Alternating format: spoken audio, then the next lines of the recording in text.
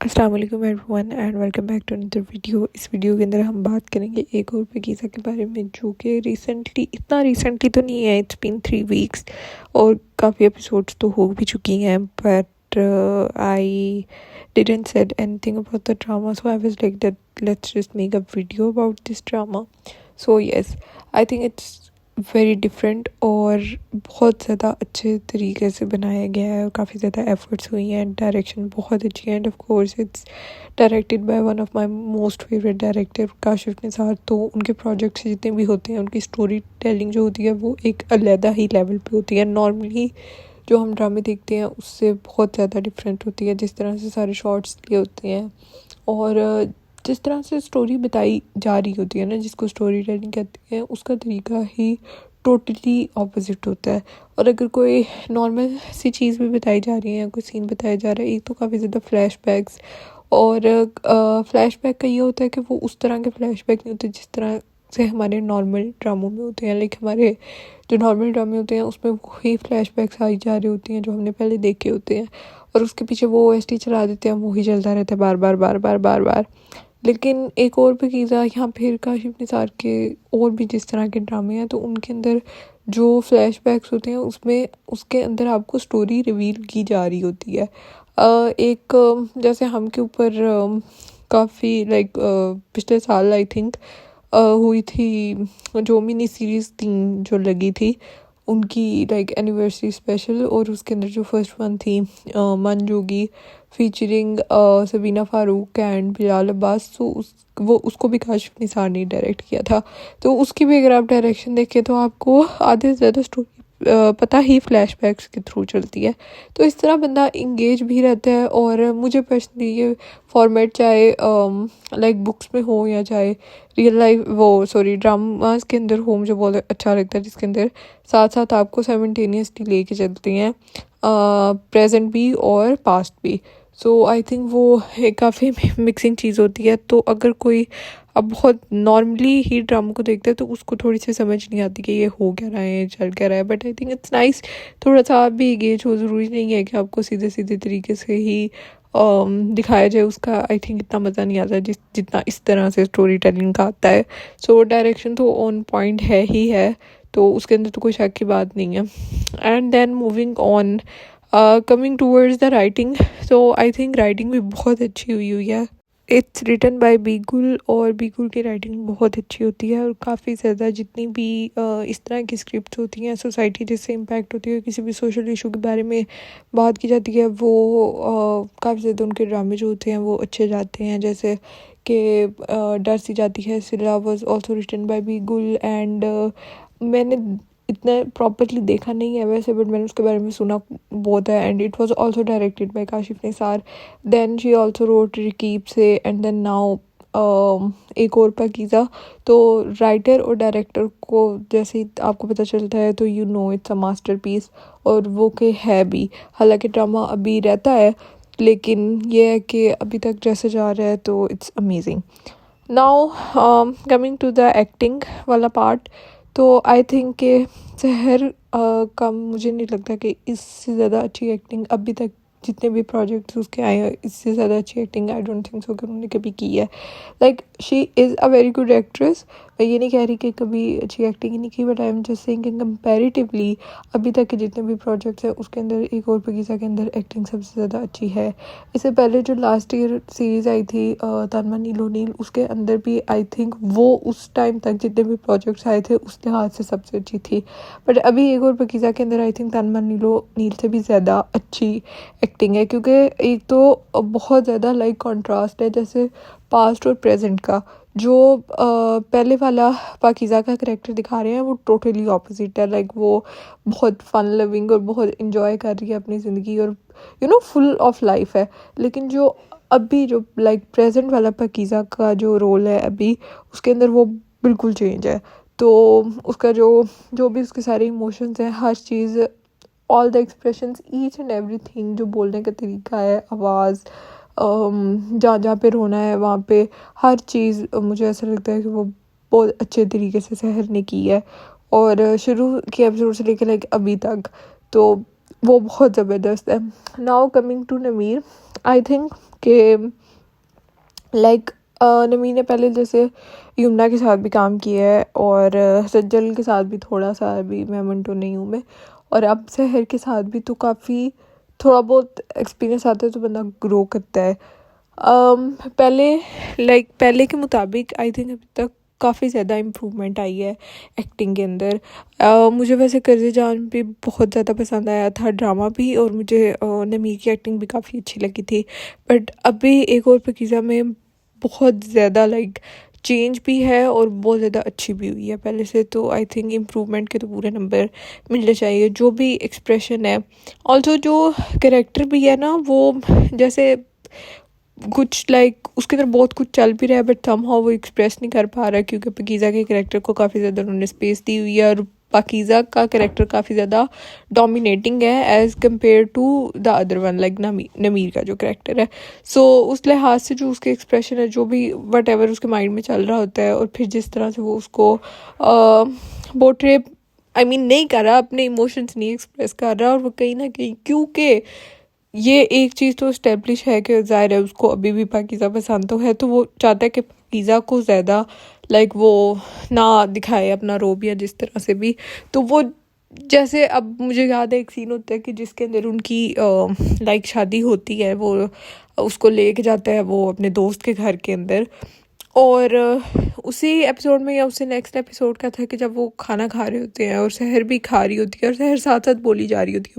होती है कि मेरे ख्याल से वो वाला सीन होता है जिसमें सहर कह रही होती है कि उसका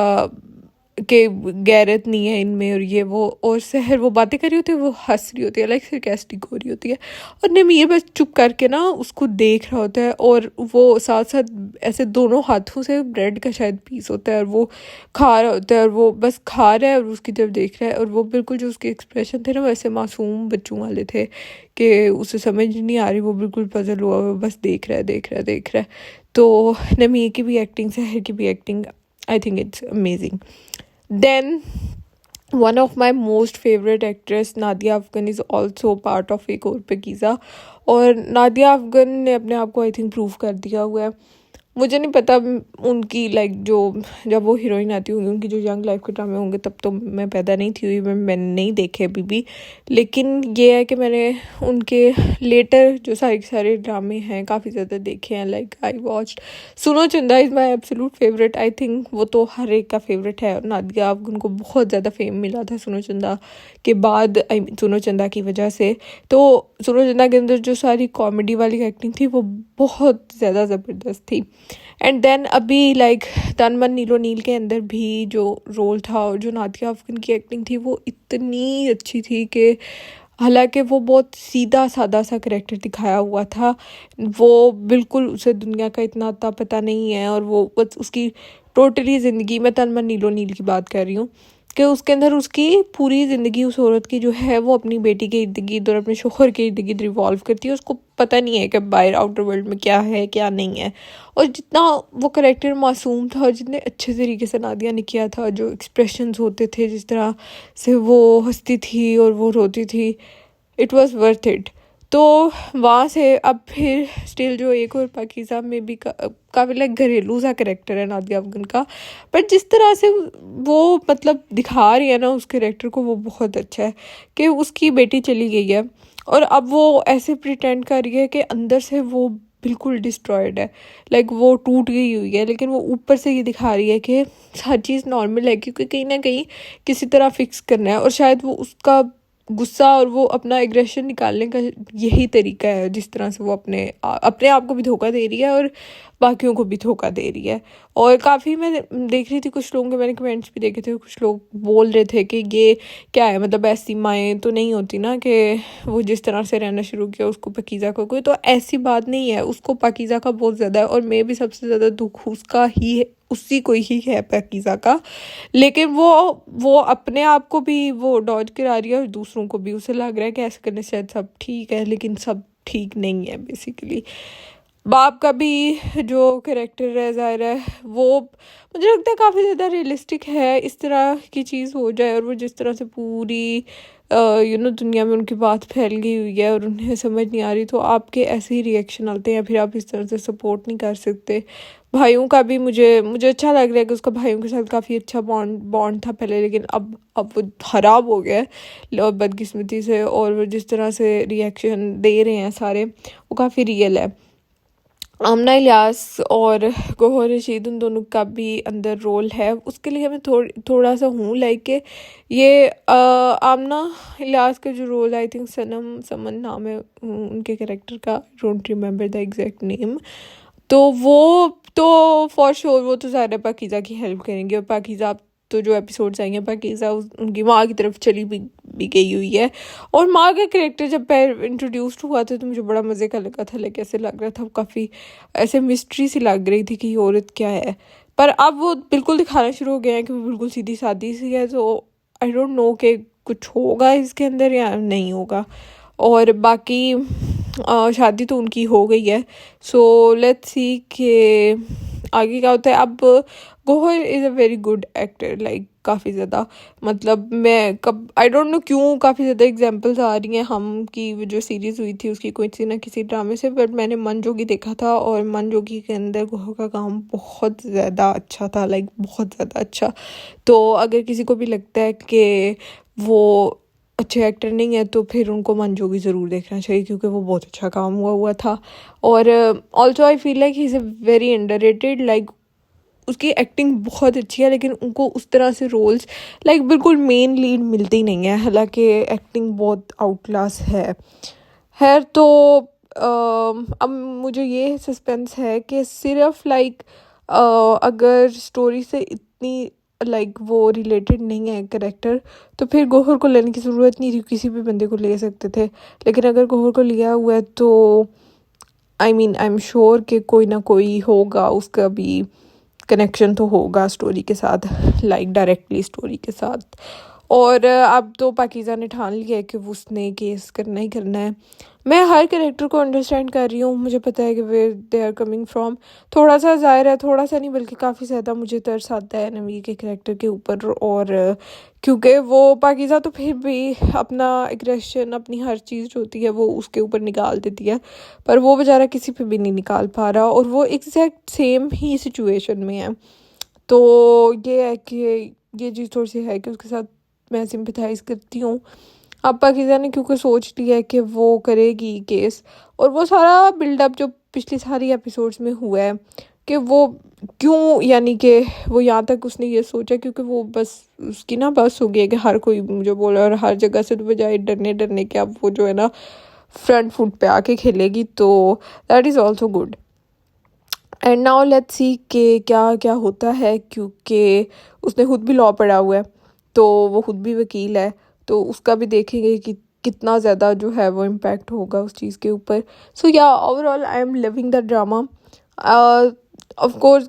काफ़ी डार्क तो है ड्रामा, क्योंकि इतना सेंसिटिव टॉपिक है, लेकिन ये है कि अगर कोई नॉर्मल होता तो मुझे काफ़ी प्रीची लगता, शायद मैं ना देखती, बट क्योंकि इसको काशिफ निथान ने डायरेक्ट किया है तो आई नो कि ये अच्छा होगा, लाइक या दैट्स इट। अगर आप लोग देख रहे हैं तो आप लोग अपने थॉट्स कमेंट सेक्शन में ज़रूर बताएं, and I will see you guys in my next video. Just take care of yourself and bye bye.